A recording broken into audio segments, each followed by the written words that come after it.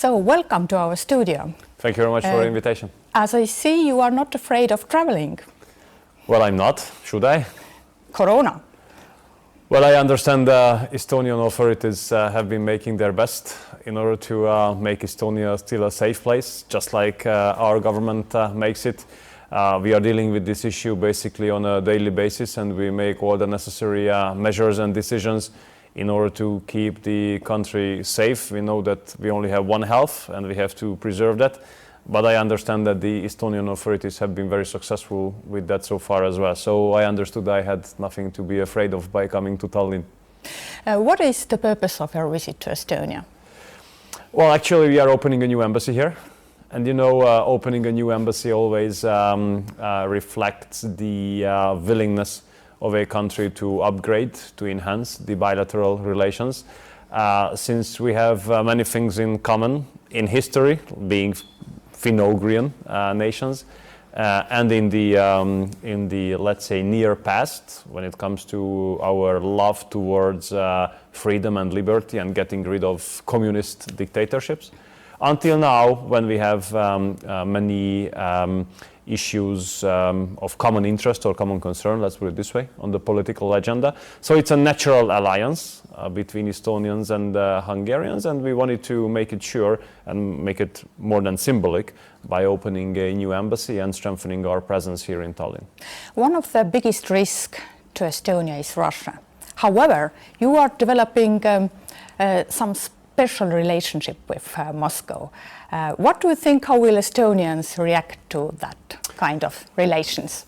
You know, I'm really curious about the reasons why our relationship with Russia is considered by media and some politicians as special, because there's nothing special in that. There's one high-level meeting every year between the Russian Federation and Hungary, between the president and the prime minister, one per year.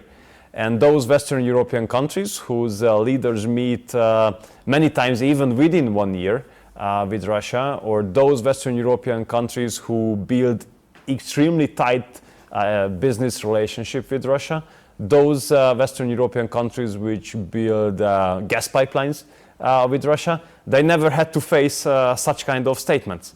And we Hungarians, a small Central European country, you know, having a relationship based on one summit every year, we have to face this kind of approach is a little bit, I wouldn't say unfair, because, you know, I know that in politics fair, unfair doesn't make sense, but it's a little bit far away from reality. And I always feel these kind of double standards in Europe when it comes to relationship to Russia.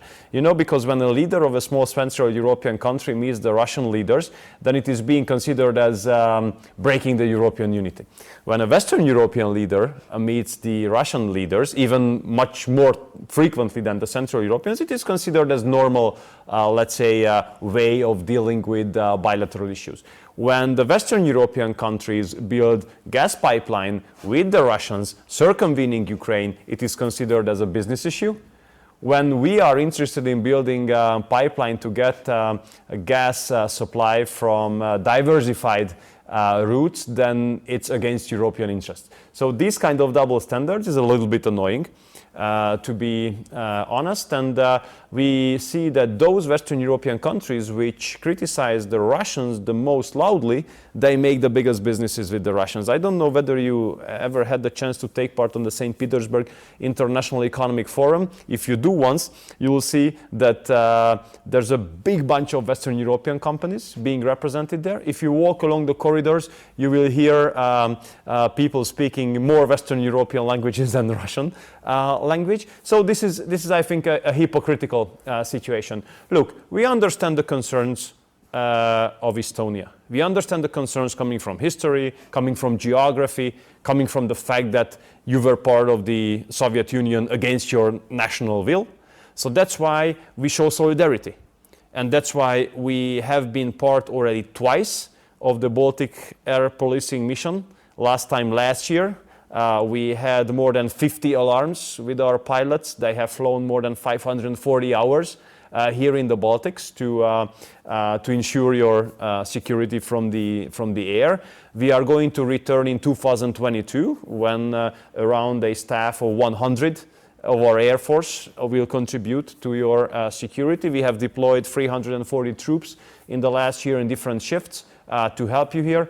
We have experts being deployed here in Tallinn in all NATO centers, headquarters, to work together with your experts to ensure your security. So we absolutely understand your concerns. We absolutely understand the difference coming from geography, that we might have, different threat perceptions, because you are not faced as much like we are by the southern challenges, like migration, but you are concerned about other kinds of challenges. So we understand that, and we show solidarity.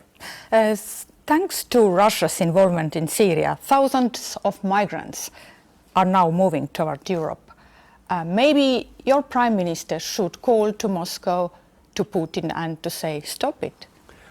Well, it's really an honor that you consider us as important that we can phone the president of the Russian Federation anytime and give him instructions. This is definitely not the reality. Maybe the leaders of those big countries of Western Europe who meet President Putin very frequently, they could do so. And maybe those Western European leaders who are involved in different formats with Russia and the Russian presidents, maybe they could do so. Many times the Russians made it very clear that there are issues which they only negotiate with the big European countries. So maybe leaders of big Western European countries have that kind of relationship that they could afford such kind of phone calls, let's put it this way. Yes, but how should this problem with a new wave of migrants be solved? Well, we had a meeting of the foreign ministers at the end of last week in Zagreb. Urmas, your minister, Mr. Reinfeldt, was there as well. And I told them that I'm among those 5 foreign ministers, now among the 27, who were taking part in the debates back in 2015 as well, or all the ones are new, compared to us. And I remember that when that time I spoke about the necessity to protect the external borders, when I spoke about that we cannot tolerate illegal crossings, when I spoke about as an obligation of a state to make it sure that the border is only crossed in a legal way, then we were criticized like hell. Leaders of some European countries compared us with the darkest dictatorships of the 20th century, considering us Nazis and fascists. We had to face really stupid, sometimes idiotic allegations and accusations, in this regard. And now this is the mainstream. So the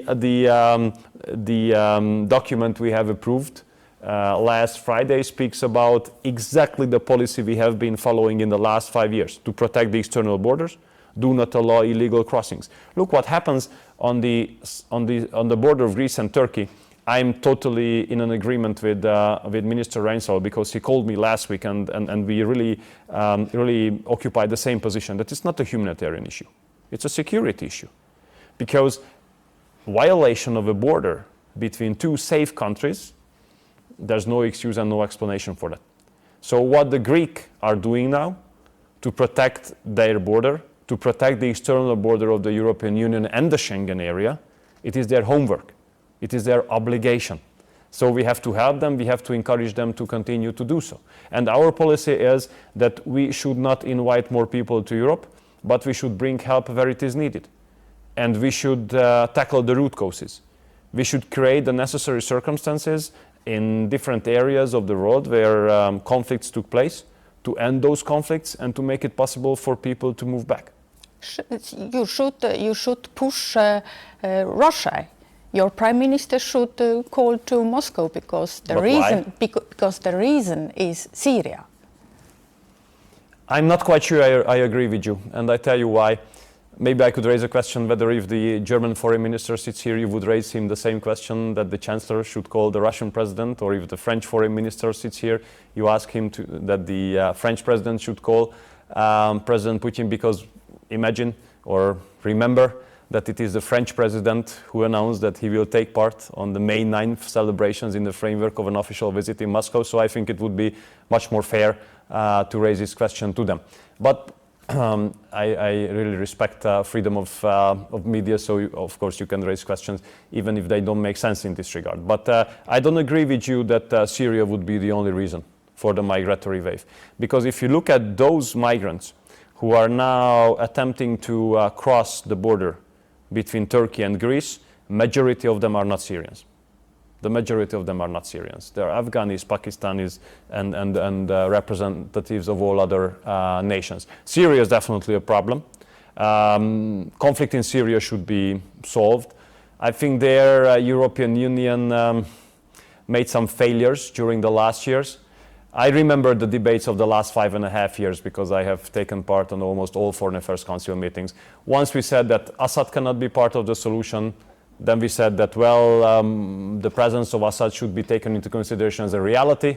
Then we returned to our position that Assad cannot be the part of the... So, I mean, you know, and many other aspects. So we Europeans didn't have a stable and solid position, unfortunately, on this issue. And we have to, let's say, recognize now that other players of global politics took over a position which is more influential when it comes to Syria than the European position, unfortunately. You have strongly criticized sanctions against Russia.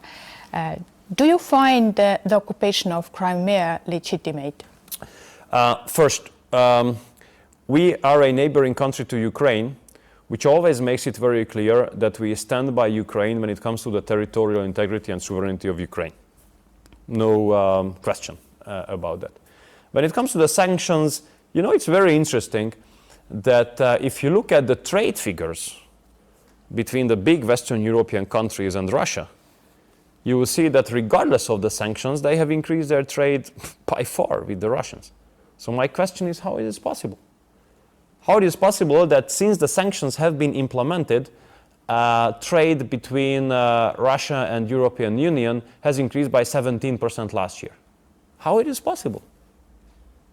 So, you know, I understand that hypocrisy is very easy to hide behind. It's very easy to bash Central European countries. For the international liberal mainstream media, it's very easy to portray countries in a very negative way in order to hide the reality. But if you look behind the scenes, you see that those who are very loudly in favor of sanctions and against the will to make a real and honest evaluation of the impact of the sanctions, they make the biggest businesses with the Russians.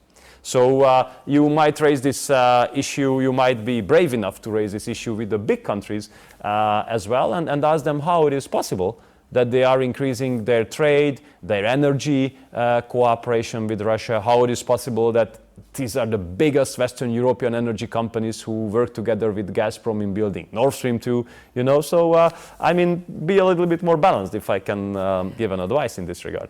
Talking about media, do you have a free press in Hungary, people who can ask serious questions? Oh, of course. Of course. We are proud of that.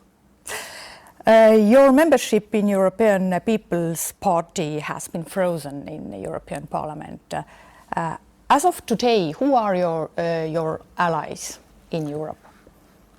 Look, when it comes to the European People's Party, we are the most successful party of EPP.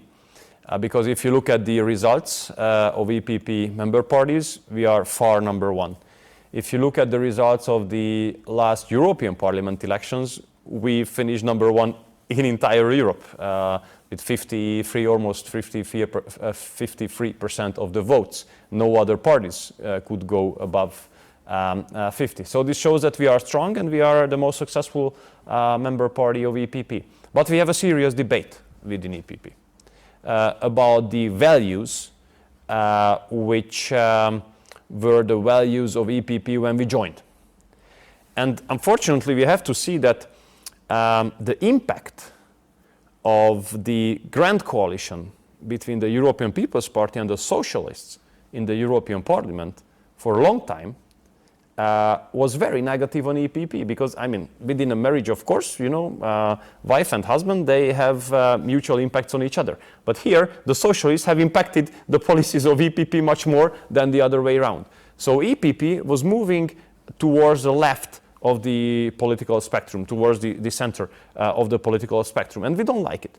We don't like it. We would like to stick to those values, to that political position, which EPP occupied a couple years back when we joined EPP. So when it comes to migration policy, for example, which is a red line for us, you know, that we strongly represent an anti-migration policy in order to protect the way of life here in Europe, the national identities, the Christian heritage, the cultural heritage of Europe. In this case, you know, EPP moved far away, unfortunately. So we're happy that there's going to be a debate within the EPP now about the role of EPP and about the direction EPP should take in the future, politically speaking. And we will take part in this debate. And of course, if we see that the EPP's policies will go against our policies, which we represent based on the will of the people in Hungary, then we will have to make our own decision regarding this issue, for sure. Do I understand correctly that your role models are China, Turkey, and Russia rather than the West? No, you understand it very badly. You understand it very badly, and I have to reject that, to be honest. It's getting a little bit too much now. You know, we Hungarians are proud that we have fought for freedom for a long time. And we had been left alone, unfortunately. You might have heard, if you did, about our revolution in 1956. You might have heard that we have fought for freedom. You might have heard that we got rid of the communists only 30 years ago, unfortunately. You might have heard about the fact that the current Prime Minister of Hungary was the first one in Hungary who was brave enough to say openly that the Soviet troops must leave Hungary. He was the one to found the anti-communist party in Hungary, which is now in power based on the will of the Hungarian people. And don't underestimate the Hungarian people, please. I mean, if you do underestimate the Hungarian government, it's not a problem because we are in politics. So, I mean, we got used to criticism, even if it's unfair and far away of truth. But don't underestimate the Hungarian people and don't question their maturity. You know, we have won 3 continuous elections in 2010, 14, and 18. All 3 cases by a 2/3 majority, overwhelming one. Last elections, we got 40% more votes than before, even if there was a record turnout. And you know, Hungarian people are freedom fighters. They would never ever vote for a party, not especially 3 times in a row, with such a big gap, with such a big majority, who would violate their rights, who would not represent a truly democratic approach. So I understand that our policies, which are definitely going against the mainstream, are not much liked by the liberal mainstream. But questioning the democratic nature of these policies is too much because these policies are based on the will of the Hungarian people. And believe me that I always base my foreign policy strategy on mutual respect. So you will never hear me criticizing domestic issues in other countries because it's not my job. I think that the best decision about the future of Estonia can be made by the Estonians. And whatever decisions, for example, Estonians make, I will always respect, and I can say any other country. And this is our expectation towards others, to show respect to our people. They know what is good for them, and whatever they decide must be respected. So I can understand that mainstream doesn't like our policies. But considering us not democratic, this is really unfair. But is it not strange that your party, Fidesz, which started once as a liberal youth organization fighting against the communist government, has ended as a political force which fights against liberal values? But it's not true. We are a committedly democratic party. But what we do not accept is the following: that whenever it is not the liberals to win an election, whenever it's conservatives or Christian Democrats to win, the liberals immediately question the democratic nature of that country. So democracy cannot exist exclusively if the liberals are ruling. There are democracies when conservatives, Christian Democrats, patriots are ruling. We are a truly conservative, patriotic and a Christian Democratic party, which is committed to democracy. And we will never accept that only those countries would be considered as democracies which are led by liberals. Democracy is a democracy. You don't need any kind of words in front of that. Thank you very much. Thanks a lot.